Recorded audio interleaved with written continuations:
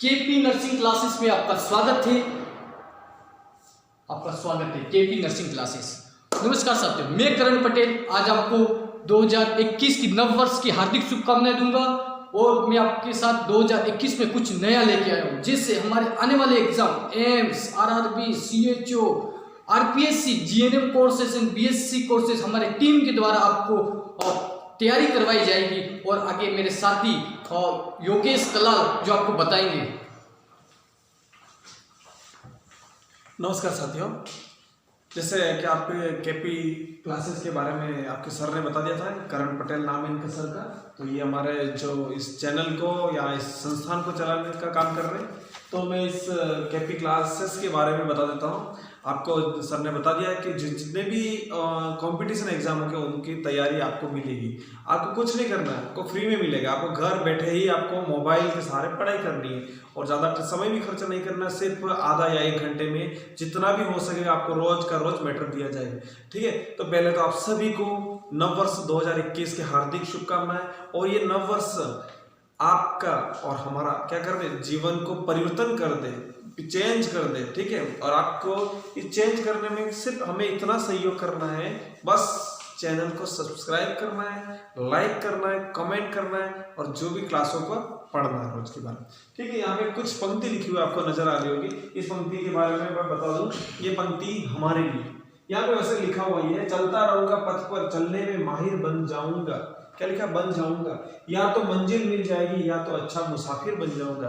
ठीक है, इस पंक्ति को ऐसे हमें बनाना है, इसको चेंज करना है। कैसे? चलते रहेंगे पथ पर, चलने में माहिर बन जाएंगे। आप और हम की बात कर रहे हैं यहाँ पर। या तो मंजिल मिल जाएगी या अच्छा मुसाफिर बन जाएंगे। ठीक है, तो हमें क्या करना है? बस पढ़ाई करनी है, आपको प्रोत्साहन करना है, आपके अन्य साथियों को भी इस क्लास का फायदा लेना है।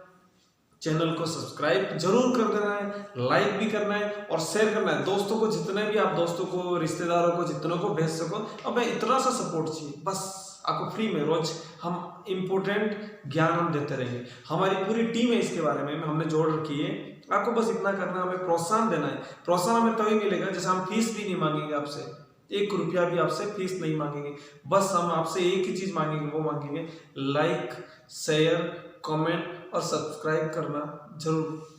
ठीक है, सब्सक्राइब कर दोगे तो आपको क्या होगा, हर दिन वीडियो हम डालेंगे उसका नोटिफिकेशन आपके यूट्यूब चैनल पे सीधा मिल जाएगा। ठीक है, धन्यवाद। नमस्कार साथियों, मैं करण पटेल आज आपको केपी नर्सिंग क्लासेस में आपका स्वागत करना चाहता हूं और नववर्ष की हार्दिक शुभकामनाएं दूंगा। और मैं आपको नववर्ष की हार्दिक शुभकामनाएं के बाद मैं आपको नया टॉपिक फिटल स्किल्स के बारे में बताऊंगा, जो अक्सर एग्जाम में पूछा जाता है। इसमें इंपॉर्टेंट क्वेश्चन पूछे जाते हैं फिटल स्किल्स के बारे में। तो मैं आज फिटल स्किल्स के बारे में आपको मैं जानकारी दूंगा कि मैं पहले बताऊंगा कि स्कल में कितनी बोन होती है। स्कल में यदि मैं बताऊं कि स्कल में 22 बोन्स होती है, जिसमें 8 क्रेनियम बोन होती है पूरी और 14 फेशियल बोन होती है। तो टोटल 22 बोन होती है स्कल में। यदि एग्जामिनर पूछे कि स्कल में कितनी बोन होती है तो टोटल 22 बोन होती है। और यदि क्रेनियम में कितनी बोन होती है तो क्रेनियम में 8 बोन होती है। ठीक है, अब मैं बात करता हूँ कि क्रेनियम बोन कौन कौन सी होती है जो 8 होती है। तो पहली बात मैं बताऊँ कि फ्रंटल बोन होती है। फ्रंटल बोन संख्या में 1 होती है, टेम्पोरल बोन 2 होती है, पैराइटल बोन भी 2 होती है, ओसिपिटल बोन 1 होती है, इथमोइड बोन 1 होती है, स्फिनोइड बोन 1 होती है, टोटल 8। अब मैं आपको बताऊंगा कि फ्रंटल बोन्स कहाँ पे और कैसे होती है, जो मैं आपको बताता हूँ। एक स्कल्स बनाऊंगा। अब मैं बताऊं कि ये है फ्रंटल बोन जो संख्या में 1 होती है, और इस साइड और इस साइड पैराइटल बोन होती है जो संख्या में 2 होती है, और इस साइड ओसिपिटल बोन होती है नीचे की तरफ। ओसिपिटल बोन जो संख्या में 1 होती है, और इस साइड हमारे टेम्पोरल बोन होती है, टेम्पोरल बोन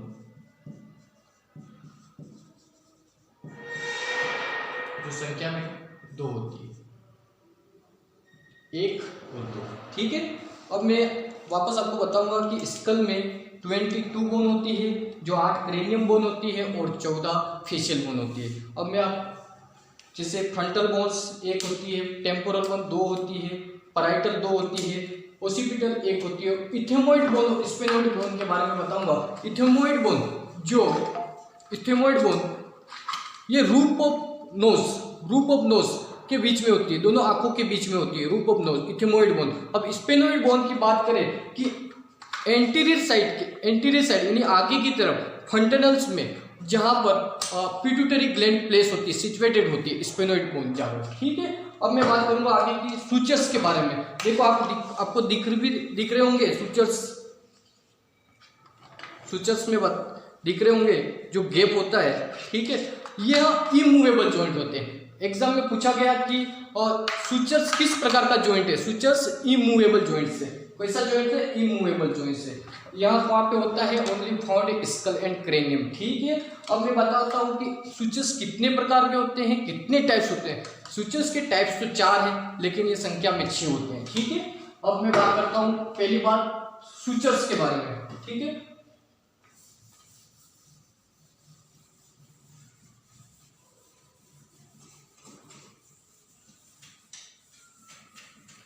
पहले बात करता हूं फ्रंटल सूचर्स। आपको दिख रहा होगा फ्रंटल सूचर्स, ये रहा फ्रंटल सूचर्स। ठीक है, इधर डायग्राम में बता रहा हूं आपको, डायग्राम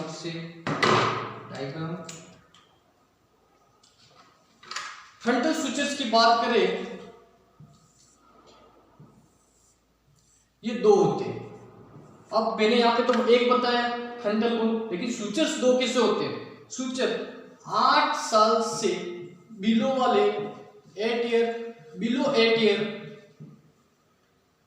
के चाइल्ड में 2 बोन होती है। आफ्टर 8 ईयर फ्यूज्ड हो जाती है।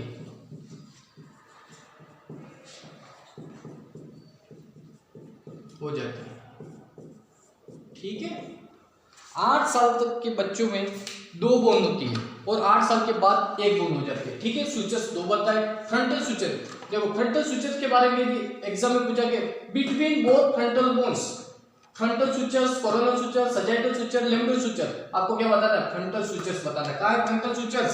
ये रहा फ्रंटल सूचर्स। ठीक है, अब बात करते हैं हम कोरोनल सूचर्स के बारे में। कोरोनल सूचर्स बताया गया कि कहाँ पे, ये रहा कोरोनल सूचर्स, फ्रंटल सूचर्स।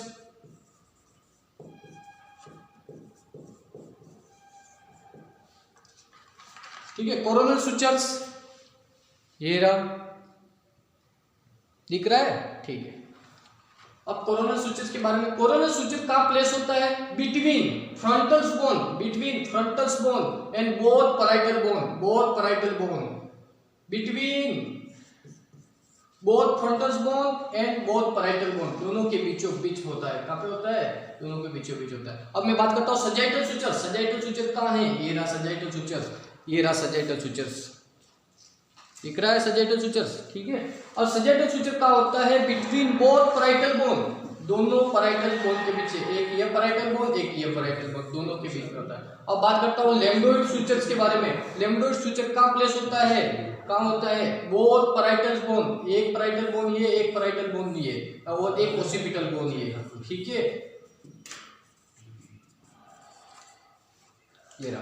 अब मैं वापस बात करता हूँ सूचर्स के बारे में। सूचर्स, फ्रंटल सूचर कहाँ होता है? प्लेस होता है बिटवीन बोथ फ्रंटल बोन्स के बारे में होता है। और कोरोनल सूचर्स कहाँ होता है? Between frontal bone and both parietal bone. Sagittal sutures कहाँ होता है? Between both parietal bone. Lambdoid sutures कहाँ होता है? Between both parietal bone and occipital bone. ठीक है, और एक अपार्ट सिंड्रोम करके पूछा जाता है, premature closure of the coronal sutures. ठीक है, उसको अपार्ट सिंड्रोम कहते हैं। ठीक है,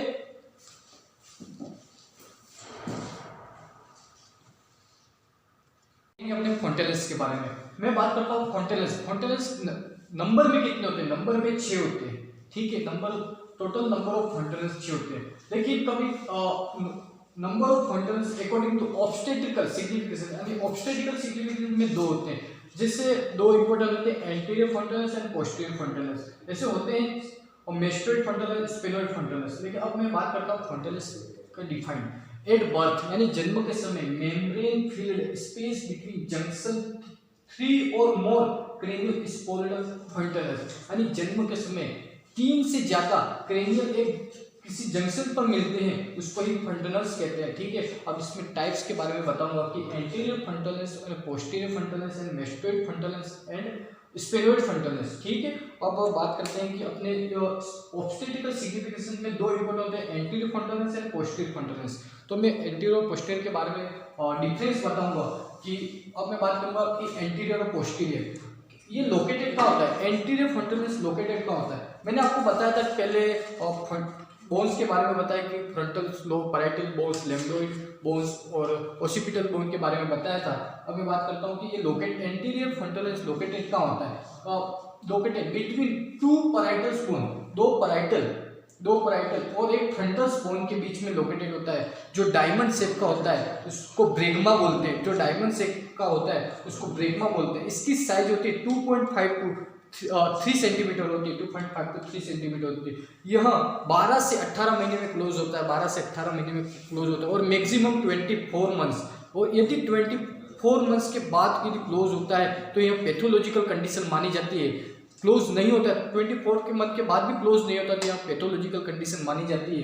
ठीक है, अब मैं बात करता हूँ कि पोस्टीरियर फंटनल्स के बारे में। पोस्टीरियर फंटनल्स लोकेटेड कहाँ होता है, 2 पैराइटल बोन, वही आ गया 2 पैराइटल बोन्स और एक ओसिपिटल बोन। ठीक है, यहाँ पर होता है जो ट्राइंगुलर शेप में होता है, और यह 1.2 to 1.2 सेंटीमीटर का होता है। उसका क्लोजिंग टाइम 6 to 8 वीक्स होता है और यह सबसे पहले क्लोजिंग होता है। कौन सा फंटनल सबसे पहले क्लोजिंग होता है, और पोस्टीरियर फंटनल सबसे पहले क्लोज होता है। कब क्लोज होता है, 6 to 8 वीक्स।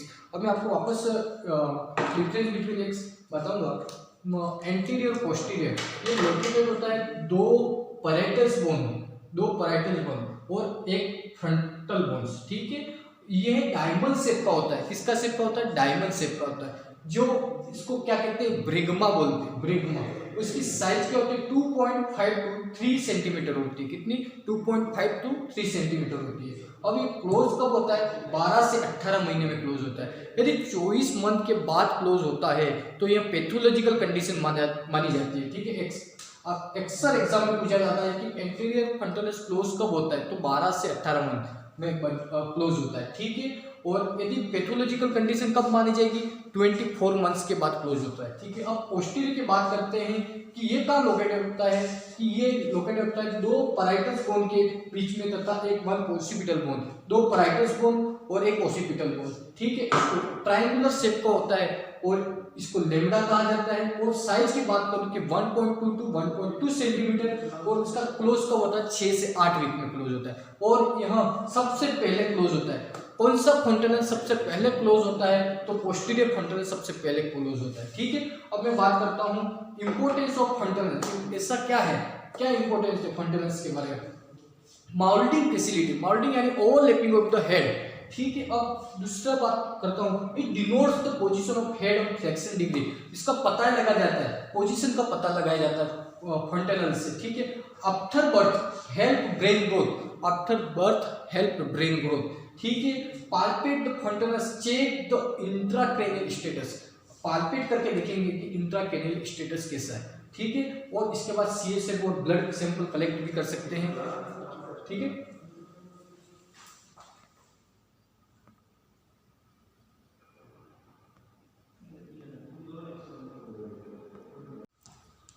हम आज एरियाज ऑफ स्कल्स के बारे में बात करेंगे। एरियाज ऑफ स्कल्स में बताता हूँ आपको, एरियाज ऑफ स्कल्स बताता हूँ कि फर्स्ट वर्टिक्स प्रेजेंटेशंस,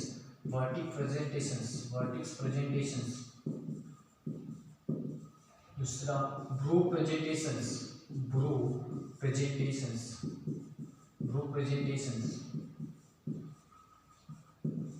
और थर्ड है ओसिपुट प्रेजेंटेशंस।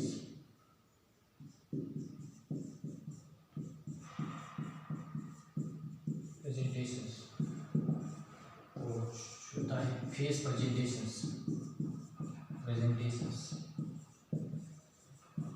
ठीक है, और एरियाज ऑफ स्कल्स यानी फर्स्ट फेस, ब्रू, वर्टिक्स, ओसीट्यूड, ठीक है, ये हमारे एरियाज ऑफ स्कल्स के होते हैं, ठीक है। अब मैं बात करता हूँ diameter of skulls. Diameter of skulls दो टाइप्स के होते हैं, एक ट्रांसफर डायमीटर होता है और एक एंटीरियर पोस्टीरियर डायमीटर होता है, ठीक है। हम बात करते हैं ट्रांसफर डायमीटर की, बात करते हैं इमेज के थ्रू बात करते हैं ट्रांसफर डायमीटर की। ट्रांसफर डायमीटर की बात करते हैं, मैंने आपको बताया था कि फ्रंटल बोन होती है, फ्रंटल बोन होती है, और यहाँ जो पैराइटल बोन होती है, पैराइटल बोन, और ये ओसिपिटल बोन होती है, ओसिपिटल बोन होती है, ठीक है। और इधर इस साइड बताया था कि टेम्पोरस बोन होती है, टेम्पोरस बोन,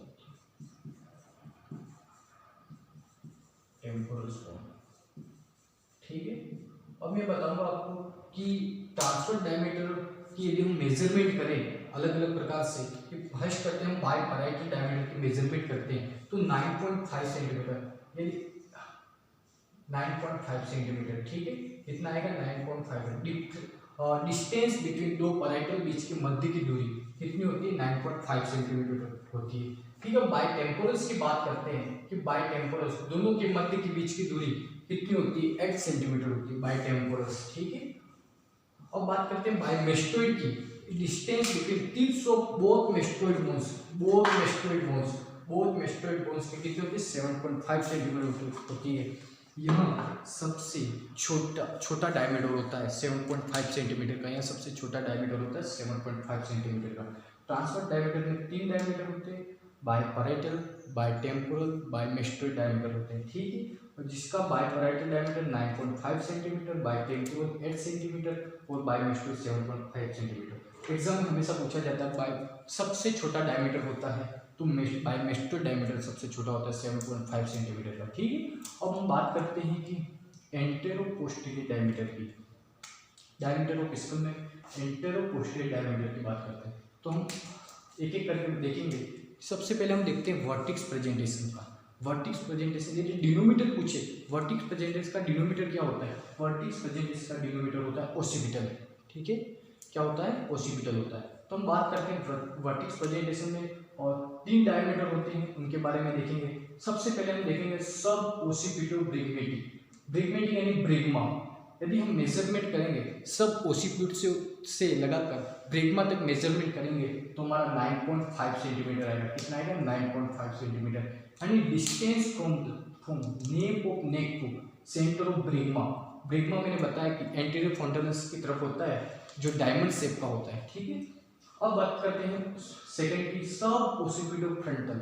सब ओसिपिटो फ्रंटल की बात करते हैं distance from nape of neck to centre of sinciput, ठीक है, यानी कितना सेंटीमीटर होता है 10 सेंटीमीटर होता है, ठीक है। अब थर्ड नंबर बात करते हैं ओसिपिटो फ्रंटल, यानी वर्टिक्स प्रेजेंटेशन का सब जगह क्या आ रहा है ओसिपिटो, ठीक है। यानी क्या डिनोमीटर की नाम बात की जा रही है यहाँ पे, और हम अलग अलग जगह से इसका मेजरमेंट कर रहे हैं। अब बात occipito frontal distance from the bony prominence of occipito glabella, ठीक है। ग्लेबुला हमारा ये रहा, ठीक है, 11.5 सेंटीमीटर होता है। हम बात करते हैं कि ब्रो। अब ब्रो का डिनोमीटर क्या होता है, ब्रो का डिनोमीटर होता है फ्रंटल एमिनेंस। फ्रंटल एमिनेंस मतलब होता है, एमिनेंस का मतलब होता है उच्च स्तर, यानी ठीक उच्च स्तर यानी हमारा इस जगह, ठीक है। ये फ्रंटल बोन है, ठीक है। अब ब्रो में एक मेंटो वर्टिकल्स होता है, वो 14 सेंटीमीटर का होता है। कितना होता है 14 centimetre. Distance from the mentum to highest centre of point of bregma क्या होता है mento vertical, distance from the mentum to highest centre of point of bregma. Mentum मतलब फेस, ठीक है, 14 सेंटीमीटर। यह डायमीटर सबसे बड़ा डायमीटर होता है, ठीक है। अब हम बात करते हैं फेस का। फेस का डिनोमीटर कोई पूछे तो क्या होता है मेंटम होता है, ठीक है। यदि मेंटम की बात करते हैं कि सब मेंटो ब्रिग्मेटिक, यानी हम मेंटम से लगाकर और ब्रिग्मा तक यदि मेजरमेंट करेंगे तो 9.5 सेंटीमीटर आएगा। Distance from the submentum to bregma, ठीक है। अब सब मेंटो वर्टिकल्स भी, सब मेंटो वर्टिकल्स 11.5 सेंटीमीटर। यदि इसका मेजरमेंट करें तो distance from the submentum to highest centre of point of vertex, ठीक है। यही एग्जाम में पूछा जाता है, यही इसका मेजरमेंट पूछा जाता है। वर्टेक्स प्रेजेंट का डिनोमीटर क्या है, ब्रो का डिनोमीटर क्या है, फेस का डिनोमीटर क्या है, ये पूछा जाता है। और सबसे छोटा डायमीटर कौन सा है बायोमेस्टो, और सबसे बड़ा कौन सा है मेंटो वर्टिकल, जो 14 सेंटीमीटर का होता है। ठीक, धन्यवाद।